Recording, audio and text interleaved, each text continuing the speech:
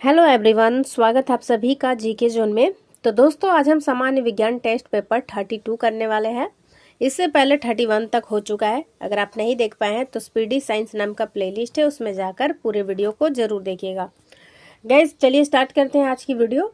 एक छोटी सी रिक्वेस्ट है कि आपको अगर वीडियो पसंद आता है तो लाइक जरूर कीजिएगा। चलिए स्टार्ट करते हैं और देखते हैं आज का पहला प्रश्न। ऑक्सीजन की उपस्थिति में सुक्रोज का CO2 एवं जल में ऊर्जा निर्मुक्त होने के साथ पूर्ण रूपांतरण होने को क्या कहते हैं? तो इसे कहते हैं वायु श्वसन। हमारी छोड़ी हुई सांस की हवा में CO2 की मात्रा लगभग कितनी होती है? तो हमारी छोड़ी हुई सांस में CO2 की मात्रा लगभग 4% होती है। क्रेब्स चक्र में किसका संश्लेषण होता है? पायरुविक अम्ल का। नेफ्रॉन किससे संबंधित है? तो नेफ्रॉन जो है वृक्क की इकाई है। नेक्स्ट है अपोहन यानी डायलिसिस का प्रयोग किस क्रिया को पूरा करने के लिए किया जाता है? तो ये किडनी यानी वृक्क की क्रिया को पूरा करने के लिए किया जाता है। निषेचन की क्रिया कहाँ होती है? तो ये फैलोपियन ट्यूब में होती है, जिसको अंडवाहिनी या डिंब वाहिनी कहा जाता है। नेक्स्ट है गर्भाशय में शिशु के विकास की जानकारी हेतु किसका प्रयोग किया जाता है? तो अल्ट्रासाउंड का प्रयोग किया जाता है। भ्रूण के विकास के लिए निम्नलिखित में से किस अंग के द्वारा खाद्य की पूर्ति की जाती है? तो वो भ्रूण नाल होता है, जिसको अम्बिलिकल कॉर्ड भी कहते हैं। नाल आपने देखा होगा, बच्चे के जन्म के बाद जो नाल जो है सूख कर खुद से झड़ जाती है, वो भ्रूण नाल। नेक्स्ट है स्त्रियों की नसबंदी को क्या बोलते हैं?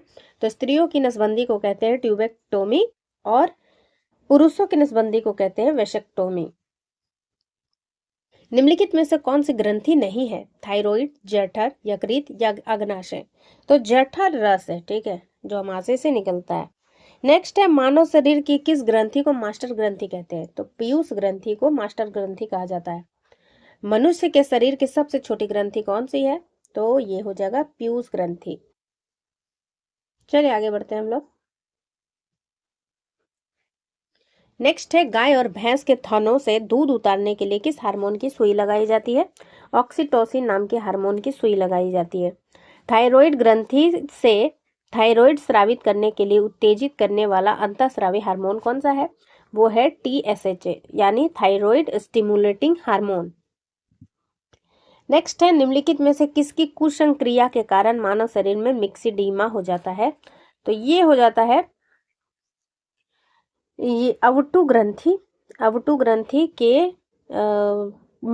मतलब कुसंक्रिया, हिंदी में कुसंक्रिया यानी अच्छे से क्रिया नहीं करने के कारण ये मिक्सिडीमा नाम का रोग हो जाता है। एक बार इसको गूगल सर्च करके जरूर देखिएगा। नेक्स्ट है निम्नलिखित हार्मोन में से किसको आयोडीन होता है? सॉरी, किसमें आयोडीन होता है? आंसर है थायरोक्सिन हार्मोन।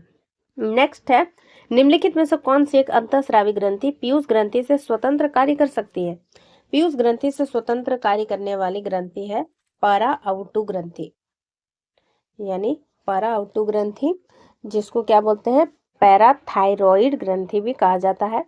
ये रक्त में कैल्शियम और फास्फोरस की मात्रा का नियंत्रण करती है और इसमें जो है थायराइड ग्लैंड के ये पीछे होती है और संख्या में 4 होती है।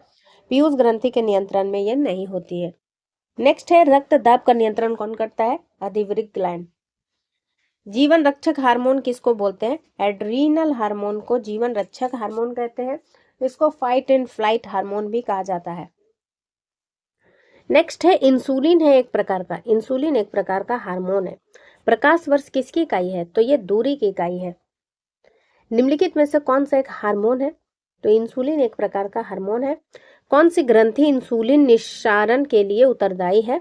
तो अग्नाशय के बीटा कोशिका से इंसुलिन का स्रावन होता है, जो कि शुगर का नियंत्रण करती है। 5वां नंबर प्रश्न देखते हैं। आंखों के किस भाग पर वस्तु का प्रतिबिंब बनता है? तो ये आंखों के रेटिना में। मानव नेत्र में उपस्थित रेटिना में रंगों के विभेद के लिए उपस्थित होता है कोन्स, यानी कोन्स तो कौन सी होता है, यानी त्रिभुज जैसा जो होता है, शंकु जिसको कहते हैं, शंकु। नेक्स्ट है आइरिस का क्या कार्य है? तो आइरिस का कार्य है पुतली के आकार को नियंत्रण करना और प्रकाश की मात्रा को भी नियंत्रित करना। त्वचा का रंग किसके कारण होता है? मेलानिन के कारण होता है। मानव शरीर का सबसे बड़ा अंग कौन सा है? तो शरीर का सबसे बड़ा अंग है त्वचा। निम्नलिखित में से कौन सा पदार्थ मानव शरीर में सबसे अधिक कठोर है? तो जो दंत वलक होते हैं, जिसको एनेमल कहा जाता है, वो सबसे कठोर, मतलब सबसे कठोर है। मानव शरीर का सबसे कठोर हिस्सा है ये दंतवलक, जिसको इंग्लिश में एनेमल कहा जाता है। मायोग्लोबिन में कौन सी धातु पाई जाती है? इसमें लोहा धातु पाई जाती है। मानव शरीर का सामान्य रक्तदाब कितना होता है? तो 120/80 होता है mmHg। मानव शरीर का सामान्य तापमान है 37 डिग्री सेल्सियस। कैप्सूल का आवरण बना होता है स्टार्च से। शहद का प्रमुख घटक क्या है? शहद का फ्रक्टोज है। तो दोस्तों आज की वीडियो में बस इतना ही। अगर आपको ये वीडियो हेल्पफुल जरा सा भी लग रहा है तो प्लीज़ लाइक शेयर, चैनल को सब्सक्राइब अवश्य करें। वीडियो देखने के लिए आपका धन्यवाद।